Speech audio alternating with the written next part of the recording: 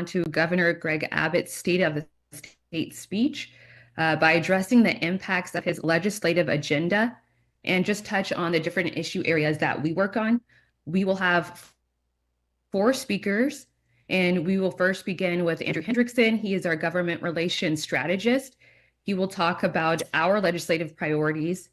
Then that will be followed by Nick Hudson, our policy and advocacy strategist for smart justice. He will address our criminal justice reform work, followed by Attorney Chloe Kemp, who will address Abbott's anti-trans and anti-DEI rhetoric. And then lastly, we'll end with Senior Staff Attorney Edgar Saldivar, who will respond to Abbott's anti-immigrant agenda, as well as the state's cooperation with the federal government regarding mass deportations. After all of the speakers have gone, we will then have time for the question and answer portion. We will take as many questions as we can in the time that we have, in the limited time that we have. Also note that this press conference is being recorded. And so if you need the link to this press conference after the fact, you can reach out to our media email, and that should be included in the media advisory that you were sent Friday and again this morning. So first, we will begin with. Thank you, Christy, and good afternoon, all. Thank you for joining us today. My name is Andrew Hendrickson. I am our government relations strategist. From Amarillo to Brownsville and Beaumont to El Paso, Texans deserve a state government that addresses all of our needs, including access to affordable health care, high-quality public schools, and a reliable power grid.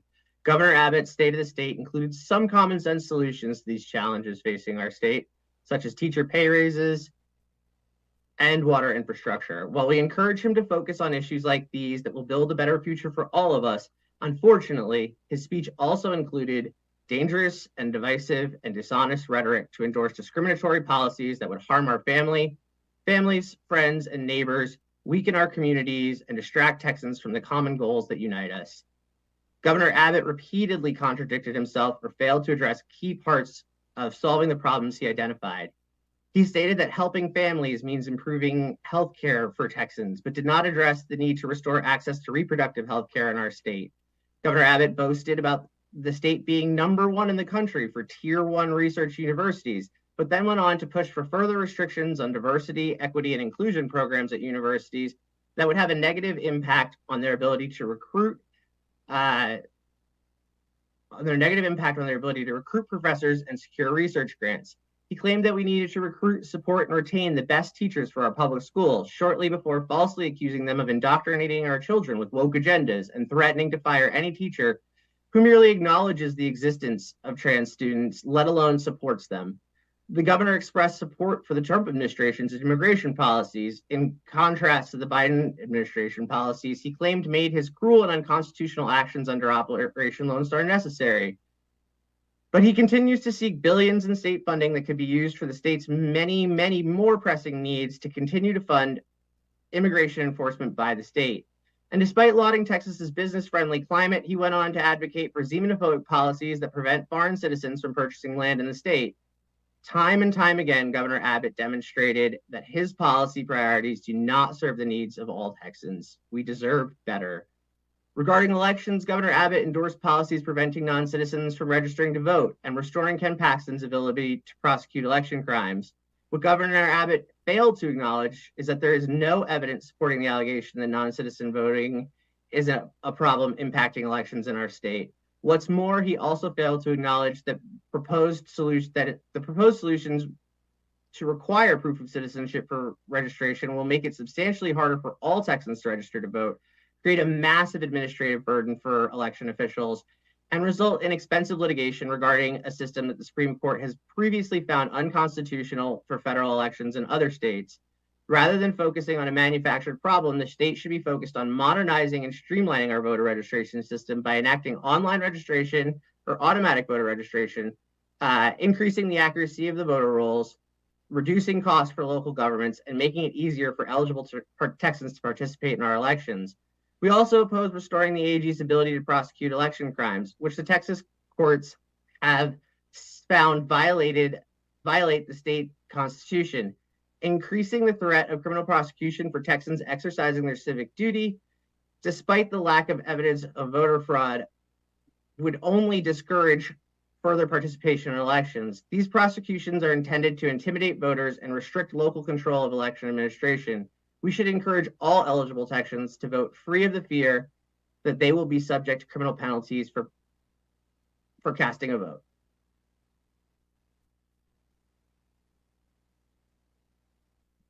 Our next speaker will be Nick Hudson. Thank you, Christy. My name is Nick Hudson. I'm a senior manager of policy and advocacy at the ACLU of Texas.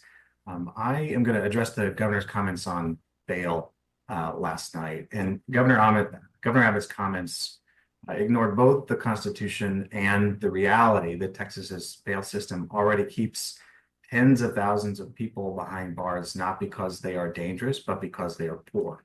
Governor Abbott backed automatic denial of bail last night. This is an extreme and unconstitutional proposal to automatically jail large numbers of Texans based only on a mere accusation without giving people the opportunity to defend themselves or requiring that the government first prove its case. And just be very clear, our Constitution is rooted in the principles of freedom and fairness when people face accusations by the government. And the government must meet a high bar before jailing somebody before they've been convicted of anything. And so any law or amendment that automatically jails people based only on the charges filed would be plainly unconstitutional. It would lock up people before trial without allowing a judge to consider their situation, the details of their case, or whether they're likely to return to court. And I just want to say the core problem with Texas' bail system is that release is based on access to resources, not safety. If you are wealthy, you are free to go before trial. If you aren't, you sit in jail, sometimes for months or years. And our cash bail system undermines both safety. It undermines the safety of arrested individuals, the broader community. It erodes the presumption of innocence in our state. It leads to racially and economically disparate jailing. And it drains economic resources primarily from families and communities of color. And so we'll say we need common sense improvements to our bail system that addresses its core problems. And most Texans agree that release before trial should be based on safety, not wealth, and that everybody should be treated the same no matter their race or income. Just a couple other points. Under our system today, as I mentioned, wealth is the primary factor that determines who gets released from jail. Jailing people for months on minor charges because they can't afford bail has been shown to contribute to crime. And instead of making us safer, the system fuels both crime and poverty. Texas also spends hundreds of millions of dollars each year jailing people accused of minor offenses simply because they cannot afford bail. Much of that money goes towards detaining people who pose little risk, who will not be convicted, and who will have their cases dismissed. And instead of rolling up his sleeves to fix this issue, unfortunately, Governor Abbott proposed an extreme and unconstitutional change that would undermine the presumption of innocence, due process, and the rights and freedom of all Texans. So we will continue to work for a rational and balanced approach to pretrial detention and release. We need a system that minimizes unnecessary pretrial detention while maximizing public safety and court appearance through a fair and rational pretrial release process. Thank you. Thank you, Nick. Our next speaker will be Chloe Kemp. Thank you, Christy. My name is Chloe Kempf, and I'm a staff attorney at the ACLU of Texas, and I'll be speaking about Governor Abbott's anti-DEI and anti-LGBTQ rhetoric. First, Texas is a diverse state, and our diversity is part of our strength. Texans of all races, genders, backgrounds, and religions must be free to learn about our history and empowered to come together to work for a Texas that works for all of us, no exceptions. But the governor last night presents a narrow version of Texas that suppresses historical truth, constrains academic freedom, and blocks pathways to a more equitable society. This vision represents a stark contrast to the governor's stated goal of making Texas a freer state. Certain politicians aim to stay in power and distract from governmental failings by controlling our knowledge and dividing us against each other. But we cannot allow the governor's anti-DEI and anti-LGBTQ rhetoric to turn neighbors against each other or desire to eradicate diversity, equity, and inclusion programs from our public schools, colleges and universities, and more. And while the governor cited the state's excellent research universities and job growth as successes, banning DEI and undermining public education will destroy our universities and weaken our workforce. Unfortunately, we have already seen how the state's anti-DEI efforts create atmospheres of fear, hostility, and censorship in Texas public colleges and universities.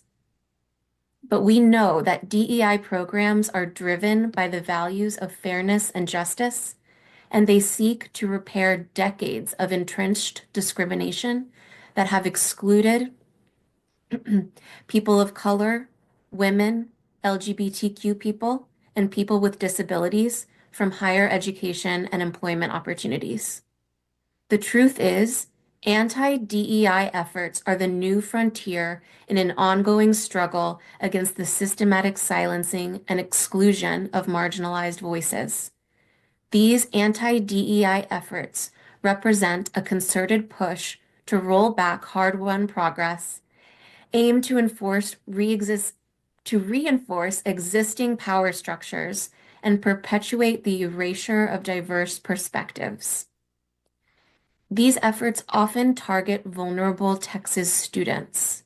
Certain politicians and their billionaire backers have already sought to censor classroom instruction on racism and sexism, ban books about the lives of LGBTQ people and people of color, roll back our fundamental academic freedoms, and indoctrinate our children with state-sponsored religion.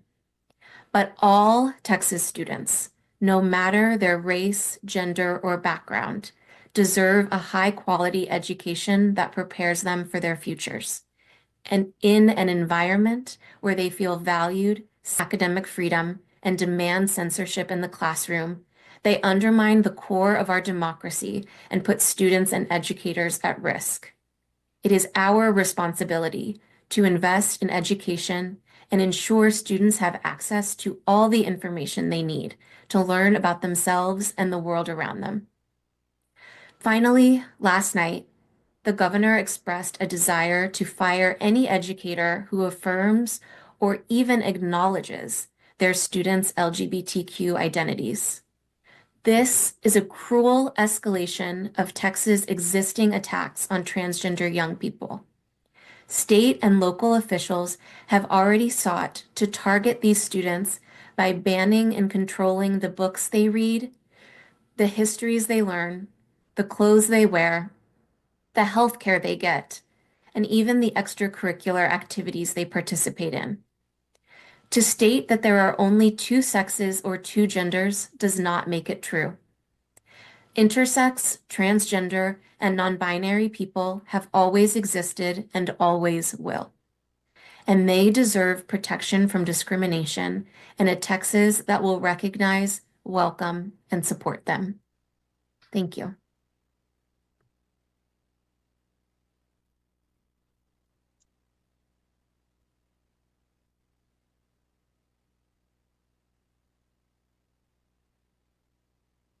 Thank you, Chloe. And now we'll have our final speaker, Attorney Edgar Saldivar.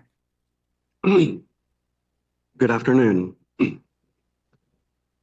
Migrant people reaching Texas are resilient families, including mothers, fathers, and children who brave perilous journeys across multiple countries, enduring harsh conditions and violence. They become a thriving economy, our faith institutions, and our tax base. They are humble and hardworking and deserve equal dignity and respect, not political exploitation or criminalization. The governor presented a vision of Texas that is anti-immigrant, racist, and ultimately anti-democratic. It's a vision that goes against our values as Texans. Directing state agencies to assist the federal government in immigration enforcement and the further militarization of the border under the pretext of border security threatens our most basic civil and human rights as citizens and non-citizens alike. Our Constitution protects everyone from discrimination based on race, color, or national origin, regardless of immigration status. So long as you're on U.S. soil, every one of us is entitled to certain protections, including the right to be treated fairly in court, to free speech, and to other core civil rights. But as we've seen before, directing law enforcement agencies to target migrant people leads to racial profiling, the forced separation of families, including mixed status families, human and civil rights abuses in immigration detention centers, and increased surveillance and mistrust in communities of color. Escalating border militarization and federal state enforcement will inevitably trample civil rights and civil liberties. And it leads to massive misallocations of state taxpayer money. Contrary to what the state's manipulated data and self-serving statistics show, our report on Operation Lone Star reveals it has spent over $11 billion to racially profile and arrest people who pose no threat to public safety, overwhelmingly prosecuting U.S. citizens rather than migrants. Texans would prefer to spend our state funds on affordable health care, a reliable power grid, high-quality schools, better jobs, and a state that works for all of us. Simply put, there are more important things that we should be doing than getting in the business of separating families and putting kids in cages. Make no mistake, the governor's tactics mirror classic authoritarian tactics and strategies. Fabricating narratives, fostering an us versus them mentality, and employing inflammatory rhetoric to strip migrants of their humanity. Dog whistle references to non-existent invasions and imaginary enemies are designed to create division and a sense of crisis. Portraying immigrants as threats to border security while eroding the foundations of a free society. The history of immigration in Texas began almost 500 years ago, in 1528, when the Karankawa people welcomed and provided refuge to a shipwrecked crew of Europeans who landed on the shores of Galveston. The governor's anti-immigrant agenda undermines our democracy and betrays our enduring values of friendship, family, and freedom, the very essence of Texas, a name rooted in the Caddo word for friend. Our organization has been fighting for the rights of all people in the Lone Star State since 1938, when we represented pecan shellers in San Antonio, including immigrant women who demanded humane treatment. And we will continue to work in the courts, in the legislature, and in our communities for a Texas that we can all believe in, where every person, regardless of the language you speak, the color of your skin, or the place you come from, can live with safety, dignity, and respect. Please visit our website, aclutx.org, to know your rights and support the ACLU. All right, so now we can start, begin taking questions. I see we have this first question in Spanish. So Edgar, I'll have you take that one.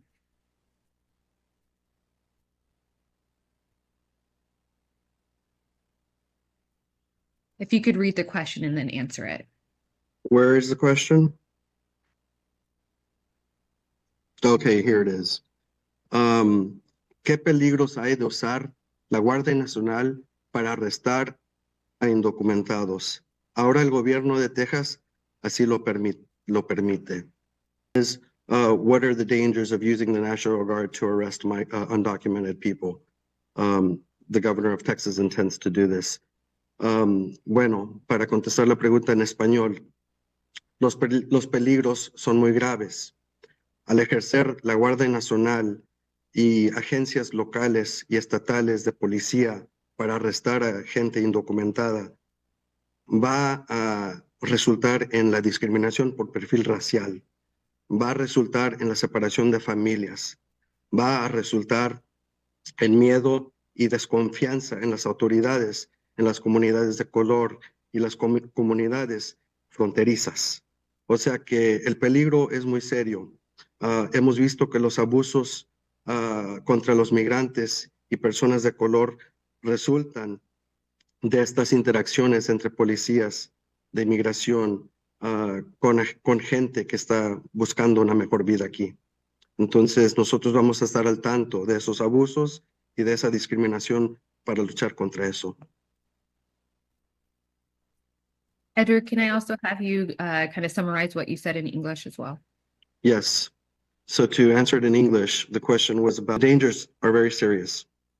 We've seen that when these interactions occur, racial profiling happens. Abuses in detention happen. The separation of families happen. These are dangers that come from not having adequate training for law enforcement officers in immigration law, for applying a criminal posture to people seeking humanitarian relief. So the dangers are very real, and we're going to be on top of being vigilant of these abuses and being able to respond to them.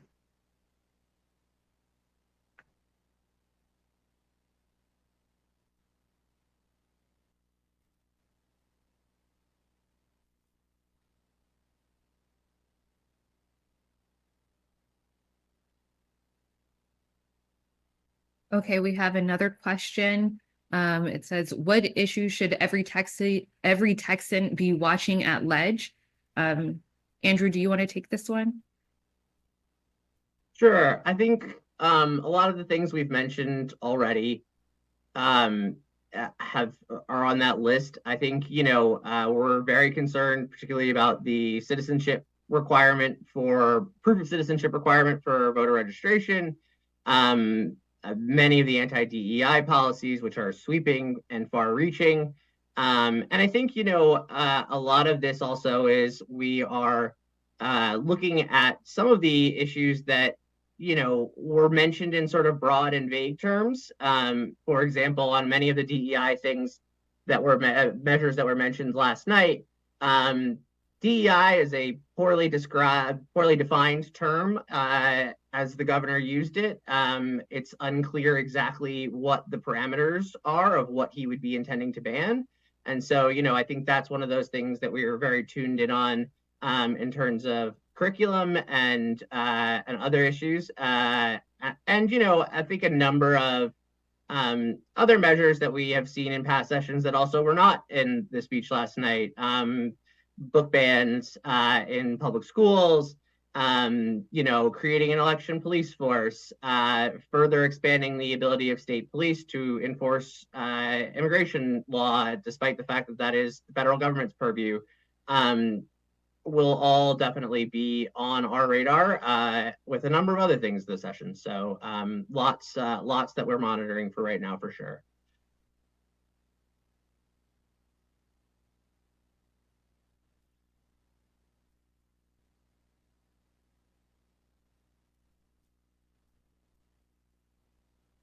Okay, we also have another question.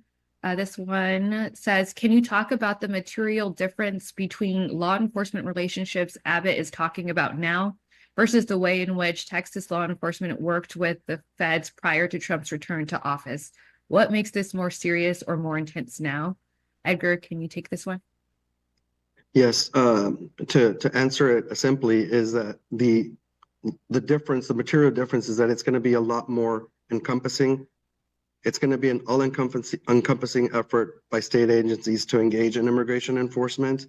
And by that, I mean, whereas before, in prior administrations, Texas agencies at the state level cooperated with the federal government upon request to engage in enforcement actions, often through agreements like 287G agreements.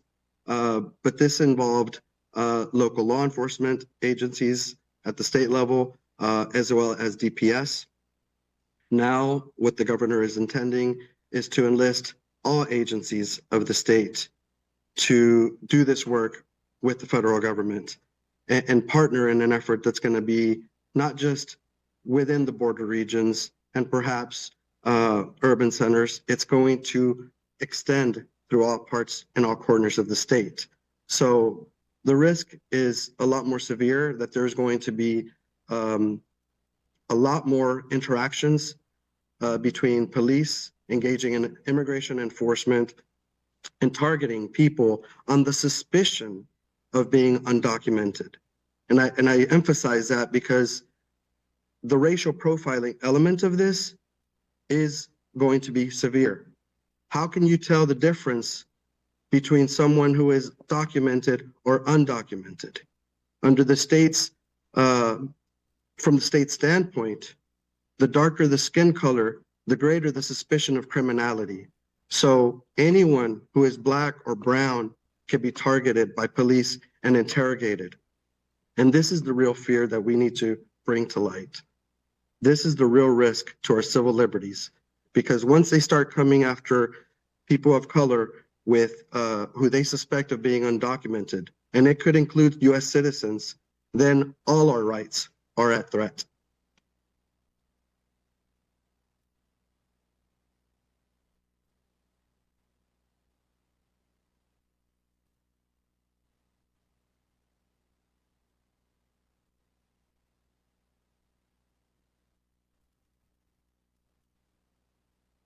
We have another question.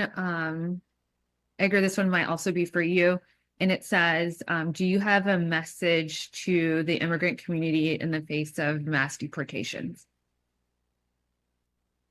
Yes, I'll say the message in both English and Spanish to the community. First and foremost, you're not alone. Every one of us has rights, and organizations like the ACLU and many people across the state believe in a Texas that should be fair and equal to all, that should respect the human dignity of every person, including each one of you. Texas is and always has been a welcoming state. Texans have been welcoming from the very beginning, and we're going to continue to fight to make sure that Texas is a welcoming state for all. Now, what's going to be most important for the immigrant community right now is to know your rights. Know that you have rights against discrimination. Know that you have rights to remain silent. Please visit our website to know more of your rights. There are resources in many other organizations that are supporting this cause. Also, it's important to prepare for the possibility of family separation. So make a plan. Get in contact with family members, share contact information, figure out due to an encounter with ICE. These are the kinds of questions that unfortunately we have to think about to prepare for injustices that may come. Ahora en español. Lo primero que debemos de saber es de que no estamos solos. Todos tenemos derechos.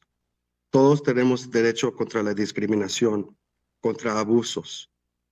Y no estamos solos porque todos aquí en ACLU y en muchas organizaciones, incluso personas por todo el estado, creen en una visión de Texas que es inclusiva, que es justa, que cree en la igualdad y la justicia.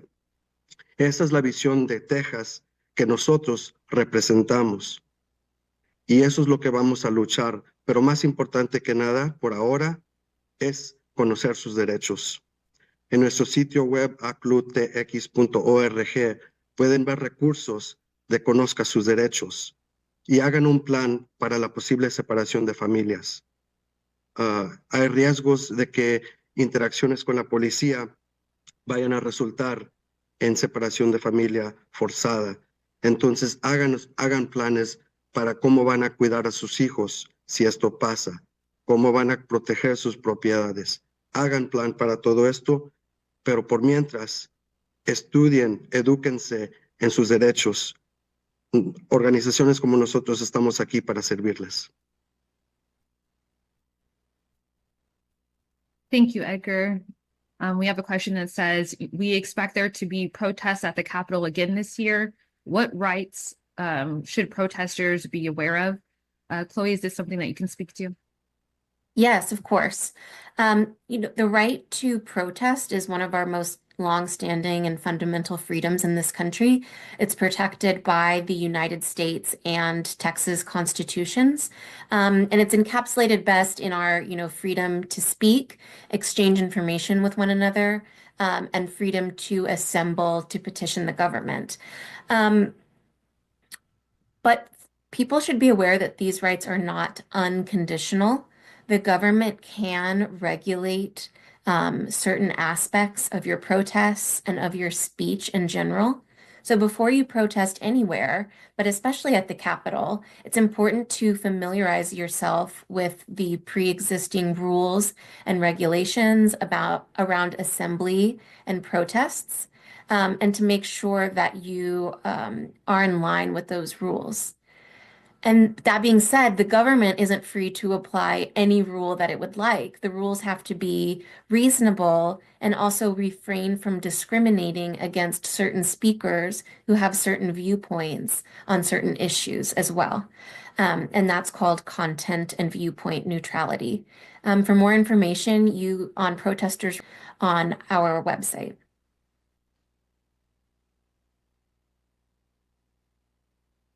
Thank you, Chloe. Are there any other questions? Anyone want to raise their hand or submit them to the Q&A function?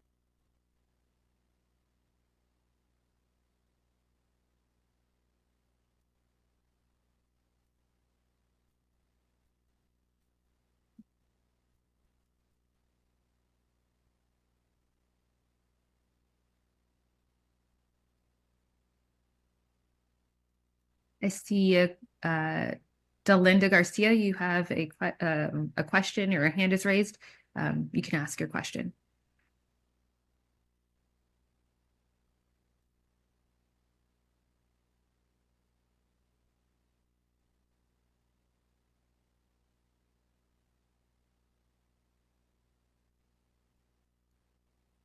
You can come off mute to ask your question.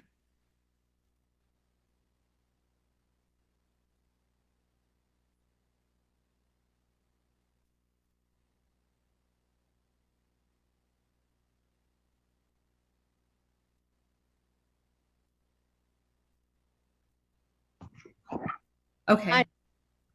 Go for it. Hi, this is Mara. I'm with Telemundo Network News. I sent a question for answering in Spanish and then in English. I'm going to say in Spanish. ¿Creen que cada vez va a haber más casos de migrantes, ciudadanos o residentes o indocumentados que son detenidos por perfil racial? Y ahora tendría la gente que estar llevando sus documentos para... No, también ciudadanos americanos o cualquier persona que se sospeche que sea indocumentado. Entonces, como expliqué anteriormente, la postura de las agencias locales es de que lo más oscuro que sea el color de tu piel, más sospecho ellos tienen de la criminalidad de uno. Entonces, sí es recomendable siempre, si hay dudas, traer sus documentos comprobantes de su estatus legal. Si tienen identificaciones y están preparados para todo. Nosotros vamos a estar al tanto de todo eso y vamos a seguir ser vigilantes para todo esto. And I'll say it in English too. The question was about, do we anticipate there's going to be an increase in racial profiling impacting not just, we do believe that with the increased immigration enforcement and collaboration with the Trump administration, Texas agencies at the local and state level will engage in racial profiling. The nature of these laws and efforts to target immigrants and undocumented people of being undocumented, people who are suspected of quote unquote being here illegally. That suspicion is very problematic in that it can result in racial profiling simply by the way someone looks, by the way someone talks, by the way someone is dressed. And this is unconstitutional, and this is what we're going to be on the lookout for. But it is advisable for people who are concerned about this to so that you are protected to the extent possible.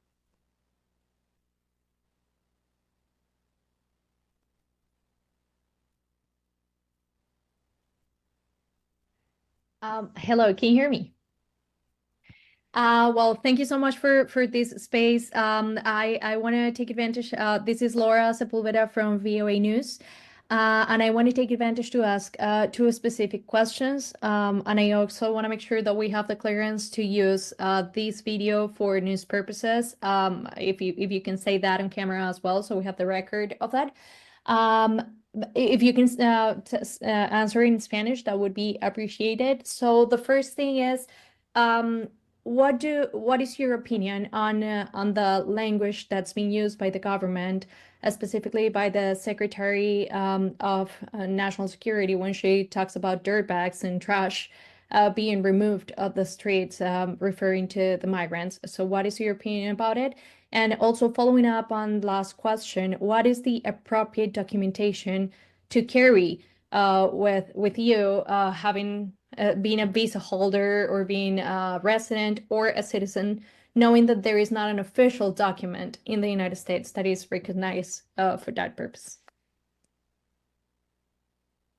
Yes. Would you like me to answer that in English or Spanish or both? If you can answer in Spanish, I appreciate it. And probably it would be useful for other people to have it in English as well. Okay, fair enough. And now can you repeat the first part of your question again? Sorry. Claro.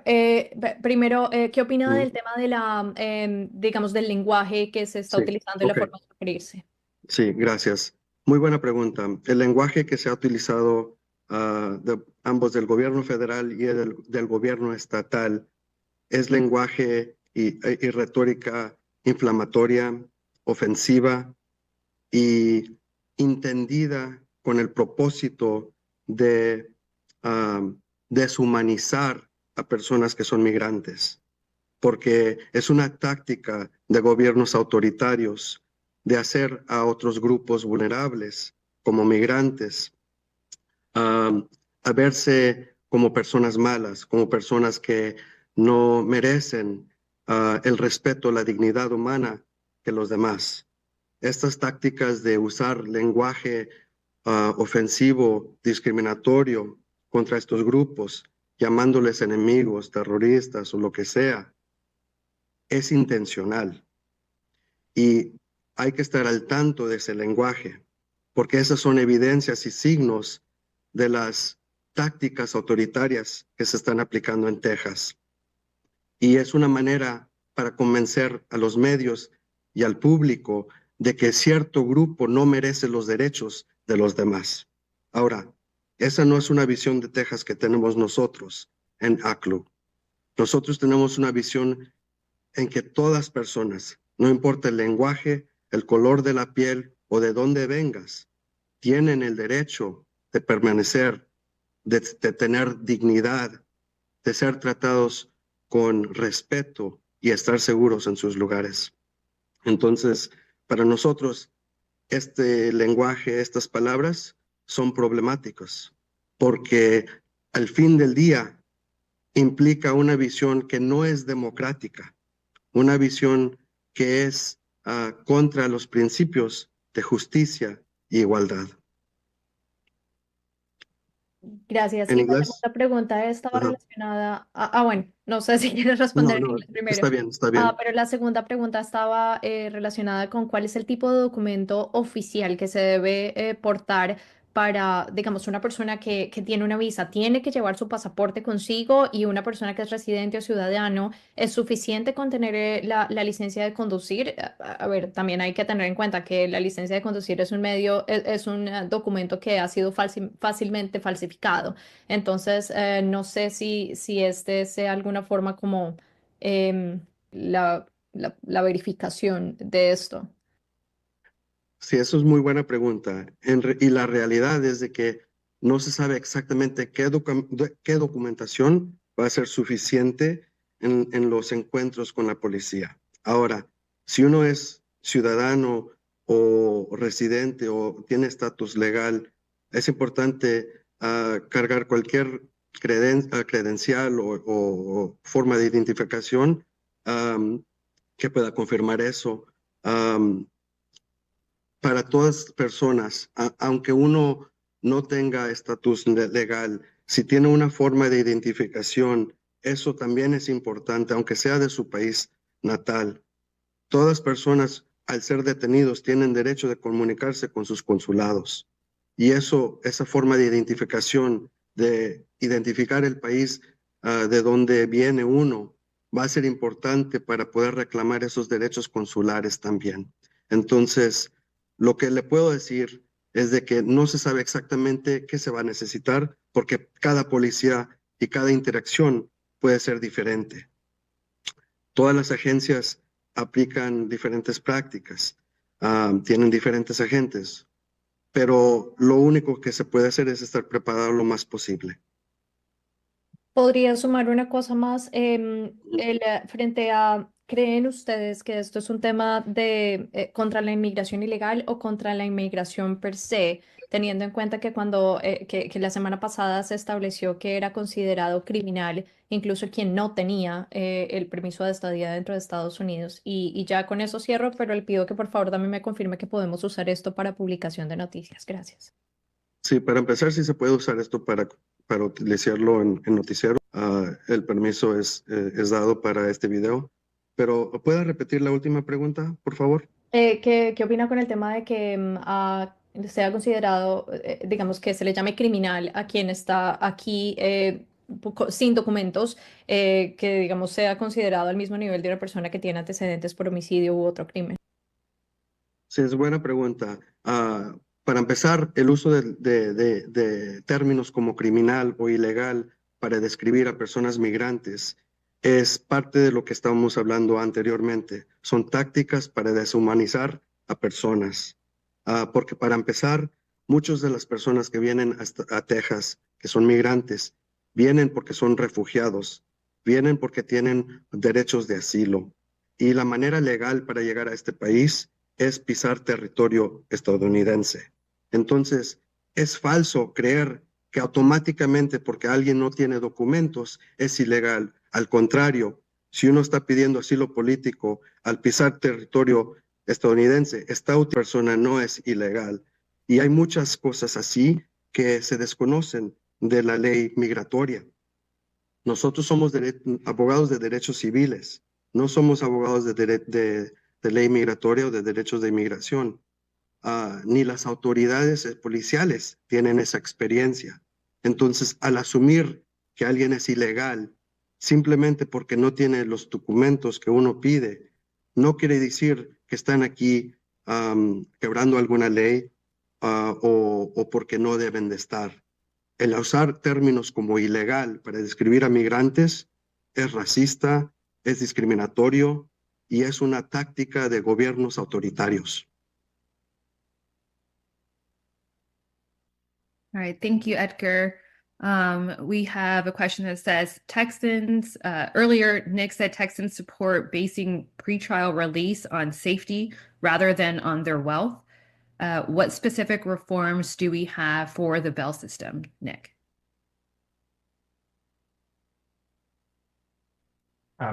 So Texas has two systems of justice, one for the rich and one for the poor. And if you're wealthy, you go free and you're innocent until proven guilty. And if you're poor, you stay in jail before trial. And so what bail reform means is reducing the role that money plays in whether you are stuck in jail or not. And some of the specific reforms that can help accomplish that, we need to reduce the use of monetary bail and replace it with a system where judges are able to decide whether to detain or release people on a case-by-case basis by judging the potential impact on safety and not taking money into account. And none of the proposals up to now have really rooted out the problematic role that money plays in our current pretrial system. We also need to ensure that that we use jail as a last resort to ensure community safety, and not, as it currently is used, as basically the norm. And then I'll also just add, we need to ensure that the entire state has good pretrial supervision tools, education, counseling, text message reminders to help people get back to court and not get arrested on new charges.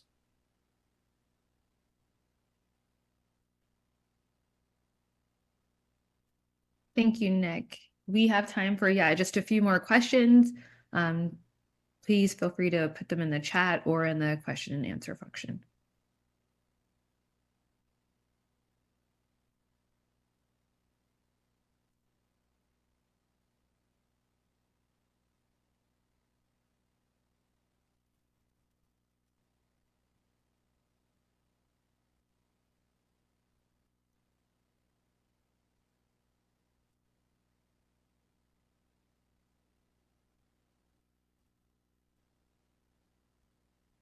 Christine, may I add one more thing? Yes. We just published like a primer on bail issues that I think will be really helpful. And we'll share it in the chat in just a moment as a resource. And if you have any questions on this issue, we can be a help.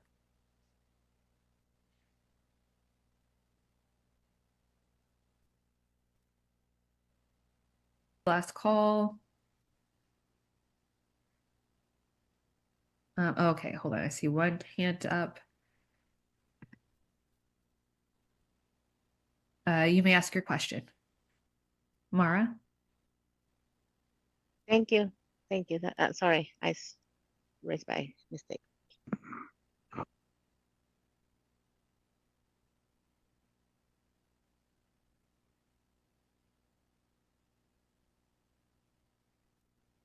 Okay.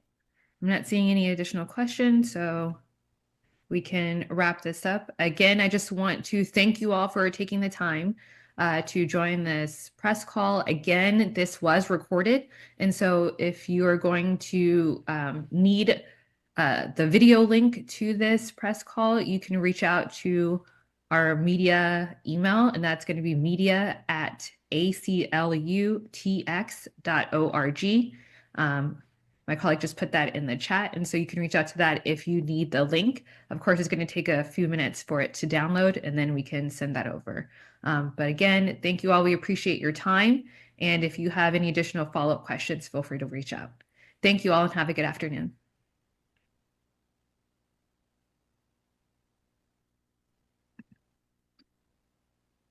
Record